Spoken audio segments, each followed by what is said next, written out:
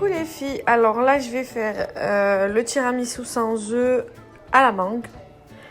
Voilà, je vous ai fait la recette avec, et là je le fais à la mangue, donc vous pouvez utiliser de la mangue fraîche ou comme celle-là en conserve. Du coup il y a du jus, donc ça m'intéresse moi pour tremper les gâteaux dans le sirop. C'est pour ça que je préfère utiliser ceux-là. Voilà.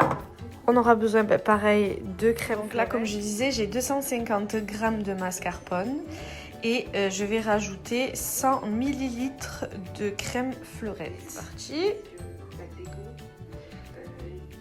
Hop, c'est bon.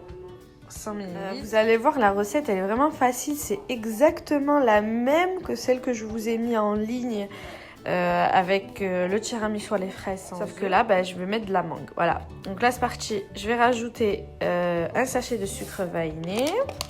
Je vais rajouter 2 cuillères à soupe de sucre en poudre. Vraiment pas besoin. Juste avec le fouet, vous incorporez bien la crème avec le mascarpone jusqu'à ce que ça devienne une crème. Les petits morceaux de fromage. Vous avez tout qui est bien homogène. Donc voilà le résultat qu'on doit obtenir. Voilà, c'est crémeux. Là, c'est bon, c'est parfait. On peut commencer l'assemblage. 235 g. Donc en gros, on a 235 g de mangue. Donc c'était des tranches, moi je les ai coupées en petits morceaux comme ça.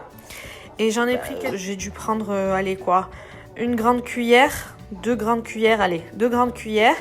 Et je les ai écrasées juste avec la cuillère. Là, le but vraiment dans le sirop, c'est très facile, juste comme ça à la cuillère, j'en ai fait de la purée. Ça sera pour décorer au-dessus.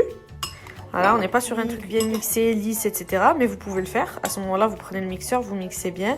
Vous passez dans un chinois et voilà, vous aurez un beau coulis. Vous pouvez rajouter une cuillère de noix de coco dans votre crème. Et ensuite, vous rajouterez un Raffaello par-dessus pour faire joli plus. Si vous aimez la noix de coco, vous pouvez mélanger avec la noix de coco. Moi, j'en ai pas.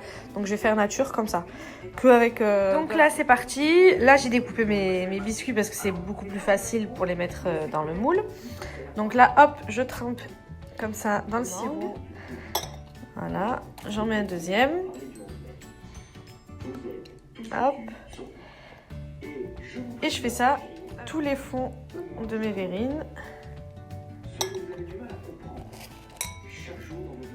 Donc là, première partie, le biscuit. Deuxième partie, on met un petit peu de crème. Mais alors vraiment un petit peu, histoire de... Donc là, j'ai mis juste une cuillère de mangue au centre. Et donc voilà, là on a mis la mangue. Donc ça ressemble à ça. Et là, donc je vais rajouter du biscuit. Et je reviens vers vous.